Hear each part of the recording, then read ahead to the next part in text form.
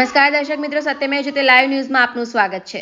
સમગ્ર મામલે સામાજિક કાર્યકર અતુલ ગામેચી દ્વારા તંત્ર સામે રોષ પ્રગટ કરતા જણાવ્યું હતું કે લાલબાગ બ્રિજ નીચે રોડ પર સૂઈ રહેતા દુકાનના ઓટલા પર સૂઈ રહેતા ગરીબો માટે રેન બસેરા બનાવવામાં આવ્યા છે, જેની અંદર તમામ સુવિધાઓ આપવામાં આવી છે તેવું જાણવા મળી રહ્યું છે। પરંતુ આ લાલબાગ બ્રિજ નીચે રહેલા રેન બસેરામાં રહેતા નાગરિકો સંડાસ બાથરૂમ નહાવામાં પાણીનો ઉપયોગ કરે છે, તે તમામ મળમૂત્રના પ્રદૂષિત પાણી ખાડ કૂવામાં જમા થાય છે, પરંતુ આ ખાડ કૂવો છેલ્લા કેટલાય સમયથી ભરાયેલો રહે છે અને તેના ગંદા મળમૂત્રના પ્રદૂષિત પાણી રોડ પર ફરી વળ્યા છે, જેના કારણે વાહનો સ્લીપ થઈ રહ્યા છે અને વાહન ચાલકો પડી રહ્યા છે। સંજોગો વસાહત કોઈ વાહન ચાલકના હાડકા ભાગે અથવા તો મૃત્યુ થાય તો જવાબદાર કોણ? વડોદરા મહાનગરપાલિકાના અધિકારીઓ કર્મચારીઓ વારંવાર અહીંથી જતા આવતા હોય છે, પરંતુ આ રેન બસેરાનો જે ખાડ કૂવો છે તેને સાફ સફાઈ કેમ કરાવવામાં આવતી નથી? કેમ રેન બસેરાના ગરીબોના આરોગ્ય સાથે જીવલેણના ચેડા કરવામાં આવી રહ્યા છે? શું તેમને સારું જીવન જીવવાનો હક નથી? વડોદરા શહેરના મ્યુનિસિપલ કમિશનર તેમજ મેયરશ્રીને વિનંતી છે કે રેન બસેરાનો જે ખાડકૂવો ઉભરાય છે તેને તત્કાલિક ખાલી કરવામાં આવે અને ડ્રેનેજ લાઇનમાં જોઈન કરવામાં આવે તેવી સામાજિક કાર્યકર અતુલ ગામેચી દ્વારા માંગણી કરાઈ છે।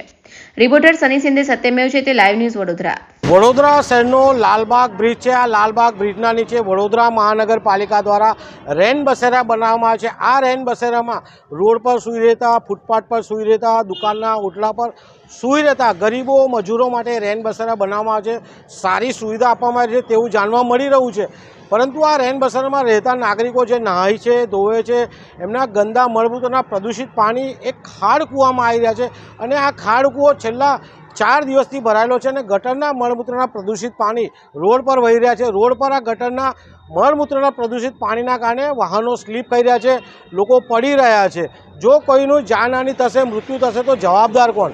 બીજી બાજુ રેન બસેરા બનાવ્યા છે, નાગરિકો માટે સારામાં સારી સુવિધા છે, એમનો ઠંડીમાં મૃત્યુ ના થાય, ગરમીમાં મૃત્યુ ના થાય, ચોમાસામાં મૃત્યુ ના થાય, એના માટે જો રેન બસેરા બનાવવામાં આવ્યા હોય તો આ જ નાગરિકો માટે આરોગ્ય સાથે જીવલેણ ચેડા વડોદરા મહાનગરપાલિકા કેમ કરી રહ્યું છે તે એક વિચારવાનો વિષય છે।